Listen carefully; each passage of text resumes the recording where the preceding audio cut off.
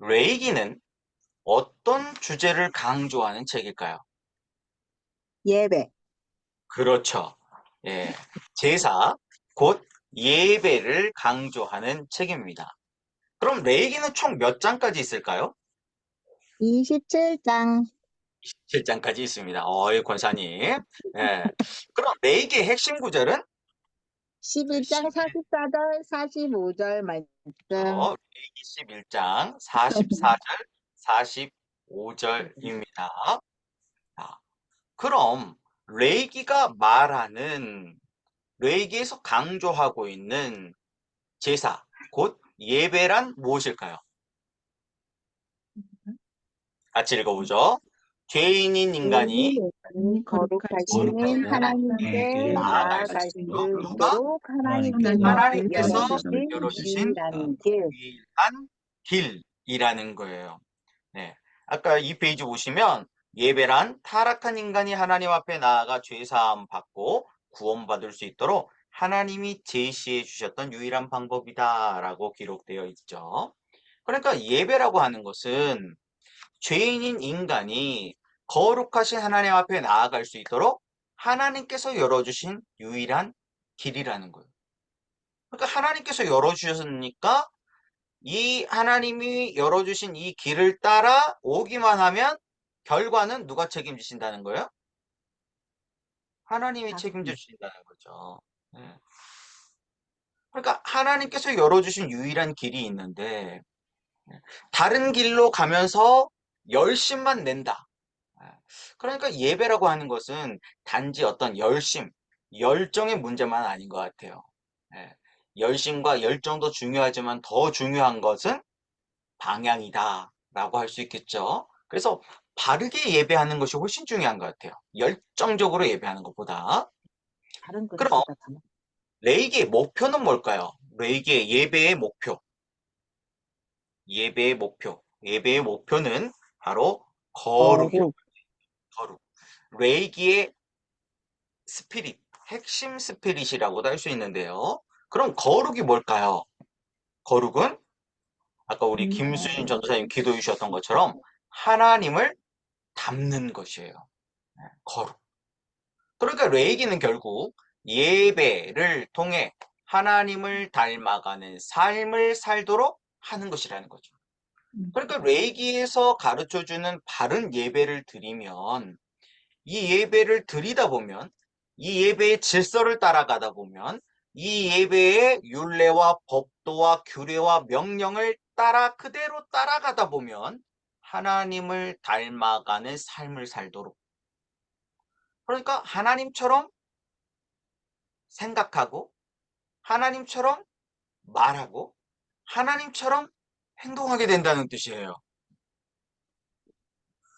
그럼 우리의 예배를 한번 점검해 봐야 되겠죠. 우리가 아까 머릿말을 읽어본 것처럼 교회를 10년 다니고 20년 다니고 30년을 다녔는데 아무런 변화가 없다. 그럼 우리가 드린 거는 뭐죠? 우리는 앞에서 얘기했던 것들 주일 예배, 주일 오후 예배, 저녁 예배, 수요 예배, 금요 철야 예배, 또 각종 기도회, 사경회, 부흥회, 수련회, 그리고 뭐 새벽 예배, 수많은 예배를 드렸는데 왜 안 바뀌는 걸까? 왜 변화가 없을까?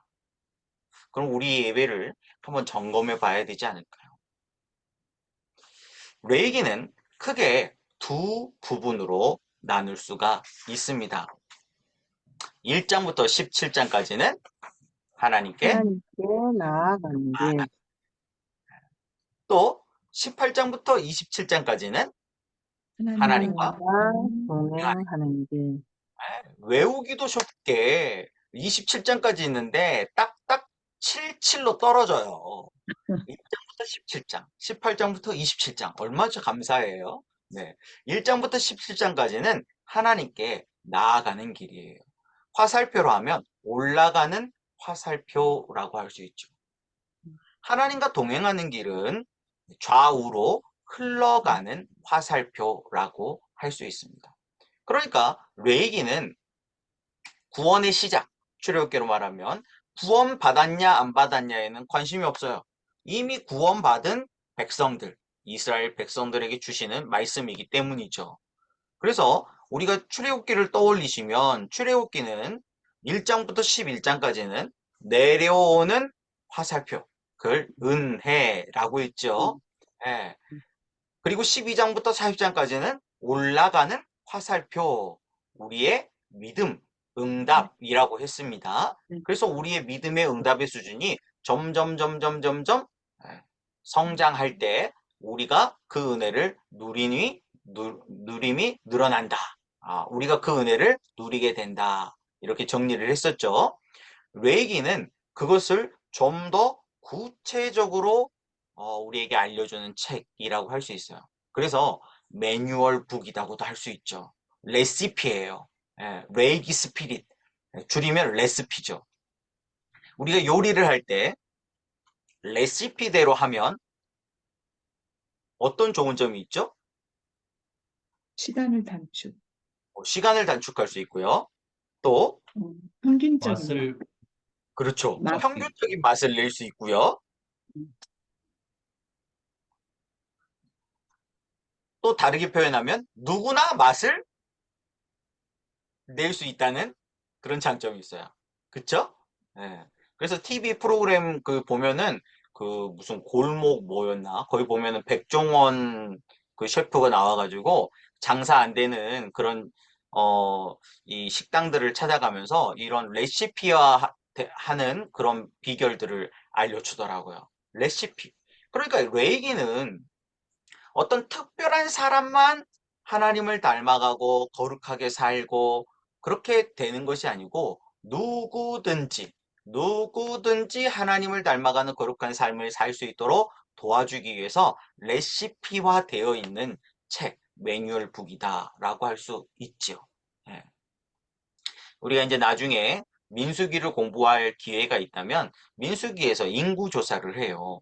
1차 인구조사는 군대를 조직하기 위해서, 예, 또 2차 인구조사는 땅을 분배하기 위해서 두 번의 인구조사를 하게 되는데 첫 번째 인구조사를 했을 때는 20세 이상의 싸움에 나갈 만한 자들을 계수했더니 60만 3,550명이었다라고 말하고 있어요. 그런데 1차 개수되었던, 그러니까 출애굽 세대죠. 출애굽 1세대, 60만 3,550명 가운데, 물론 그 가운데에는 레이 지파 2만 2천 명은 뺀 숫자예요. 그런데 그 숫자 가운데 가나안 땅에 들어간 사람은 몇 명이었습니까? 단 두 명밖에 없어요. 네. 여호수아, 할, 갈렙밖에 없었죠. 예, 가데스 바네아에서 최악의 선택을 해가지고 다 죽을 때까지 예, 광야에서 뱅글뱅글 돌아야 됐어요. 예. 그래서 이 60만 3,550명 중에 어떤 특별히 타고난 사람, 뭔가 특별한 능력을 타고난 그런 어떤 딱 두 사람만 되는 그런 은혜가 아니고 그런 거룩이 아니고 이 레이기는 누구든지 되는 책. 그래서 2차 인구조사를 보면요. 2차 인구조사 때 계수된 자들은 이제 출애굽 2세대라고 할 수 있죠. 1세대는 다 죽고 이제 20세 이하였던 어린 유아들과 또 광야에서 태어나서 만나를 먹고 자랐던 만나 세대라고 할 수 있는데 이 세대를 계수했더니 60만 1730명이 돼요. 그런데 60만 1730명 가운데 가나안 땅에 들어간 사람은 몇 사람이나 됐을까요? 60만 1730명. 네, 100%다 들어갔단 말이에요. 그러면 어떤 경우에는 0.000000001%만 되는 방법이 있고 또 어떤 방법은 100%다 되는 방법이 있다는 거예요. 그러면 우리는 어떤 방법을 선택해야 됩니까? 불가능. 목회를 하시니까 우리는 어떤 식으로 목회해야 돼요? 두 번째 100%다 되는 방법으로 해야 될 거 아니에요. 그 방법이 어떤 특별한 어떤 비결에 있는 게 아니고 이 레이기 안에 있는 거예요. 모세가 그 광야 백성들을 데리고 광야에서 40년 동안 이 레이기를 가지고 집중적으로 재교육을 한 거예요. 하나님이 처음 세팅하신 것은 1년 6개월짜리 코스였는데 그게 38년 6개월 재교육. 그래서 40년이 됐잖아요. 이 40년 동안에 반복, 반복, 반복, 단순 반복 지속 했더니 이 레이기의 말씀, 죄인인 인간이 거룩하신 하나님께 나아갈 수 있도록 하나님께서 열어주신 유일한 길을 완전히 그 마음에 새겨버렸더니 100%다 가나안 땅 들어가더라. 그 이야기가 지금 민수기, 신명기, 여호수아 이야기잖아요. 다시 레이기로 돌아와서 레이기는 이렇게 크게 두 부분으로 나눌 수가 있는데 그럼 하나님께 나아가는 길의 핵심이 뭘까? 하나님께 나아가는 길의 핵심은 5대 제사. 5대 제사입니다. 반드시 뭐가 있어야 돼요? 제물. 재물이 있어야 돼요. 반드시 재물이 필요합니다. 이 재물이 뭐냐? 쉽게 얘기하면 대가지불이죠. 하나님께 가까이 나아가려면 대가지불 해야 된다는 거예요. 또 하나님과 동행하는 길의 핵심은 7대 칠대 절기. 누림이 있느냐는 거예요. 근데 이 누림의 특징이 뭐냐면 내가 누리고 있으면요. 다윗의 고백처럼 내 잔이 넘치나이다. 넘치게 돼요. 그러면 이 누림이 흘러가는 거예요. 이 누림이 흘러가면 어떻게 될까요? 주변이 살아나는 특징이 있어요. 주변이 살아나.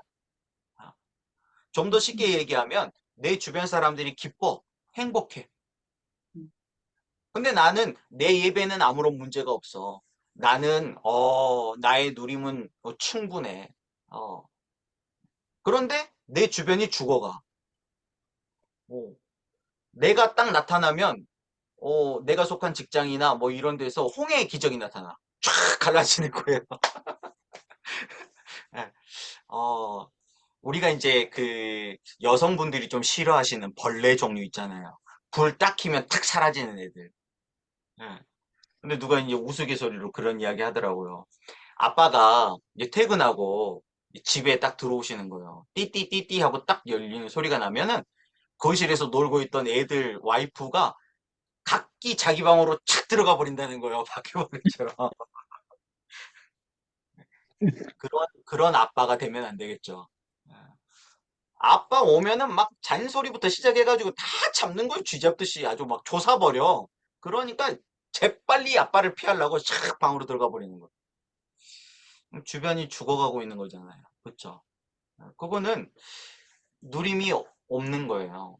그러니까 하나님의 은혜가 흘러가야 되는데 은혜가 없으니까 내 거가 흘러가는 거야. 내 죄, 내 독이 흘러가는 거죠. 그리고 주변이 다 죽어. 그래서 나는 누림이 있는가를 살펴보면 내가 하나님과 동행하고 있는가를 볼 수 있겠죠. 자, 그럼 하나님께 나아가는 길을 하나씩 살펴보도록 하겠습니다. 하나님께 나아가는 길은 총 4가지 방법이 있습니다. 1장부터 7장은 법을 통해 하나님께 나아가는 길이라고 할 수 있습니다. 이 법이 바로 5대 제사이죠. 그래서 번제, 소제, 화목제, 속죄제, 속건제 이 5가지 제사를 통해서 하나님께 나아가는 길을 제시하고 있어요. 하나님은 율례와 법도, 교례와 명령대로 하나님께 나아오는 것을 기뻐하십니다. 그런데 법을 잘 모를 수가 있잖아요. 그럼 법을 잘 모르면 하나님께 나아갈 수 없나요? 아니요. 차선책이 있어요. 차선책으로 법을 잘 모르면 법을 잘 아는 제사장의 도움을 받아서라도 하나님께 나아가는 길이 있습니다. 그래서 제사장이 굉장히 중요하겠죠.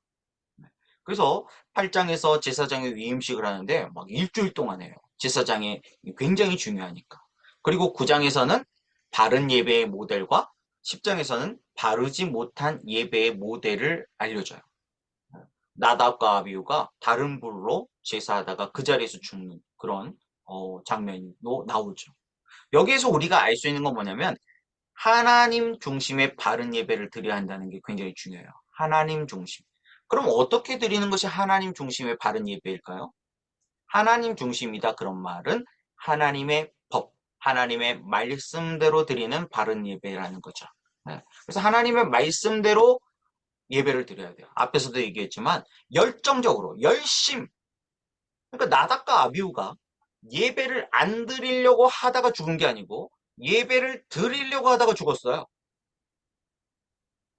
그래서 마음만 있으면 아니요. 마음만으로 안 된다는 거예요. 형식도 굉장히 중요하다는 거죠. 예, 그래서 말씀 중심으로 예, 법대로 기준대로 바른 예배를 드려야 한다는 거예요. 그래서 제사장의 도움이 반드시 필요하죠. 그리고 11장부터 15장까지는 이제 제사장의 도움을 받는 건 성막에 나아가야 제사장의 도움을 받는 거잖아요. 그러니까 쉽게 우리에게 적용을 한다면 교회에 나와야 목회자나 목자의 도움을 받는 거예요. 그런데 교회에 나오지 않는 평일 말이에요. 평일에는 어떻게 하냐는 거죠. 그럴 때 일상생활 속에서 거룩한 백성으로서 개인의 정결법을 스스로 지킴으로 하나님께 나아가는 길이 있다는 거예요. 그래서 스스로 삶의 원칙들을 세우고 실천함으로써 새로운 생활 습관을 만드는 것이죠. 그래서 사도 바울의 표현으로 말하면 옛사람을 벗어버리고 옛사람이 따랐던 그런 나쁜 습관을 버리고 새 사람, 새로운 옷. 근데 새로운 옷을 입으면 처음에 불편할 수 있어요. 그런데 그게 습관이 될 때까지 단순 반복 지속해가지고 그 새로운 습관, 새 사람으로서 하나님 앞에 나아가는 길이죠. 그러니까 크게 일상생활 속에서 아주 소소한 그런 거룩한 백성으로서 하나님께 나아가는 길이 있고 또 제사장의 도움을 받아서라도 바르게 하나님께 나아가는 길이 있고 또 법을 통해서 하나님께 나아가는 길이 있어요. 그런데 이 세 가지 다 길이 막혔다면 법을 통해 하나님에 나아가는 길이 막히고 제사장의 도움을 받아야 되는데 뭔가 예를 들면 어렸을 때 아빠와의 관계가 안 좋아.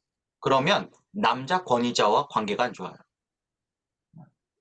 그러면 자꾸 남자 권위자를 차단하게 되는 거, 관계가 단절되는 거죠.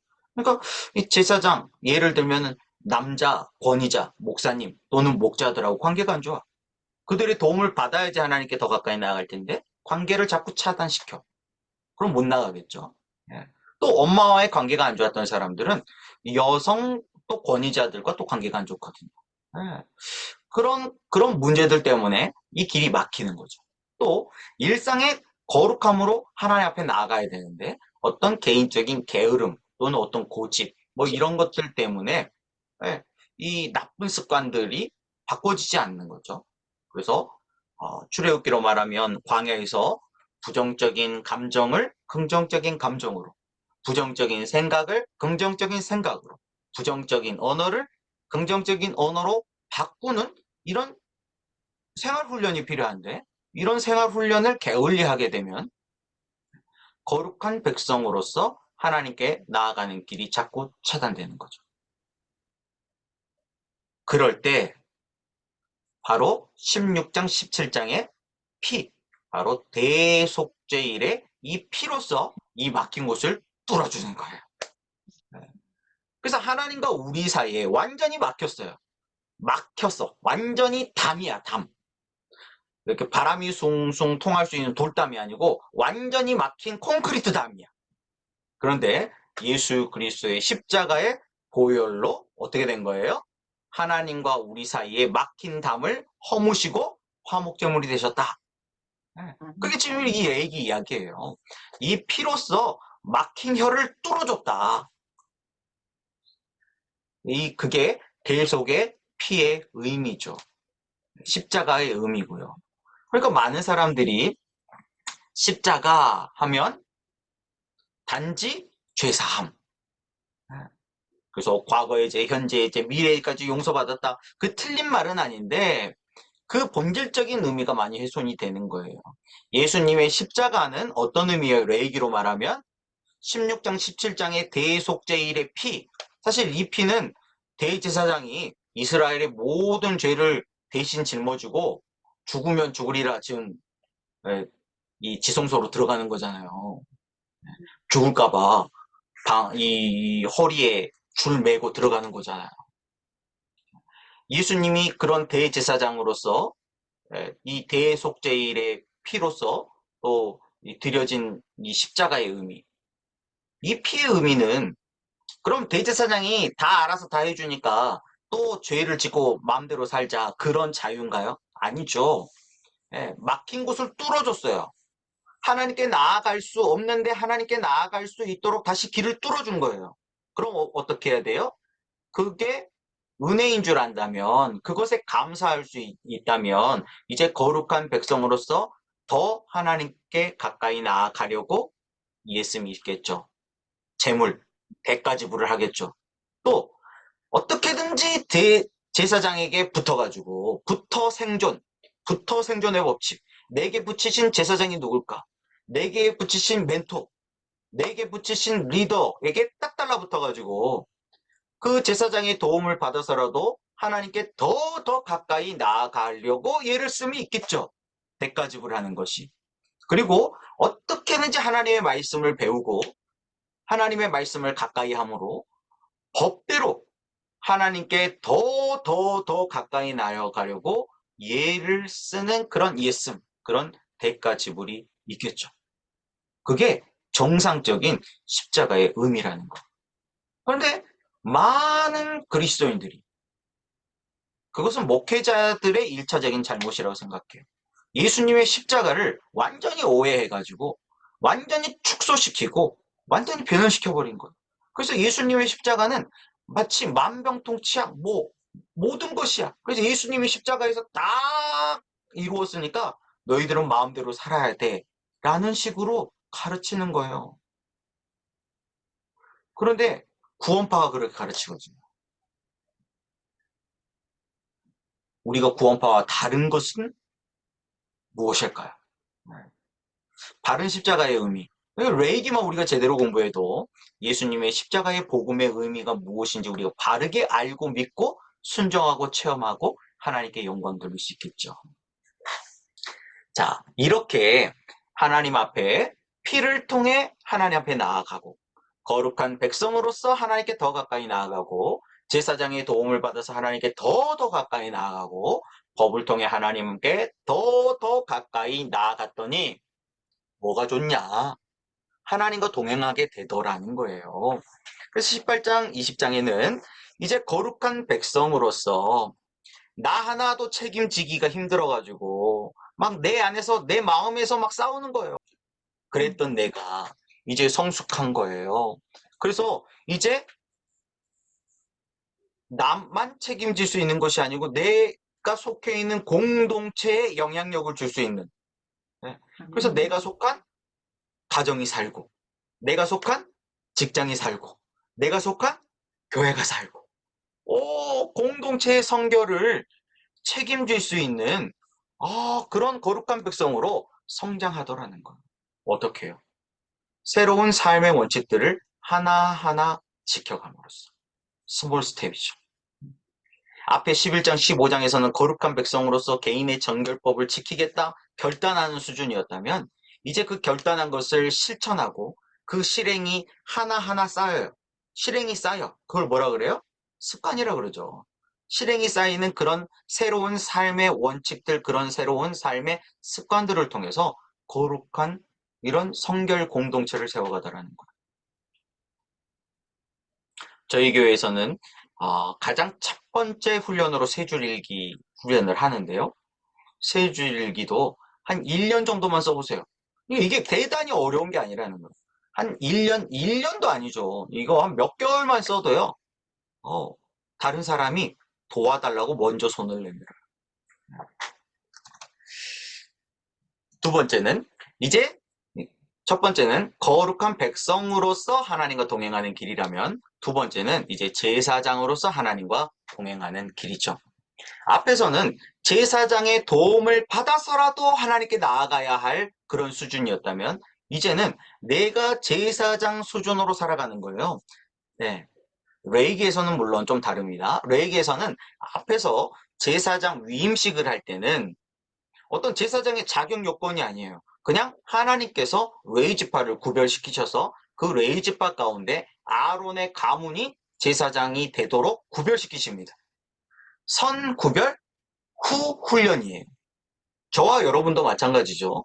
하나님께서 우리를 충성되이 여겨 귀한 직분을 맡기신 것이지 우리가 이 목회자라고 하는 귀한 직분을 맡을 만한 특별한 어떤 능력이나 조건이 충족되어 가지고 목회자의 길에 들어선 건 아니죠. 근데 우리가 뭣도 모르고 신학교의 원서에 도장 찍은 순간부터 하나님께서는 그래 네가 제사장이 되고 싶다고? 그럼 제사장 수준에 합당한 훈련이 필요하지 하고 훈련시키신다는 거예요. 그래서 제 주변을 보면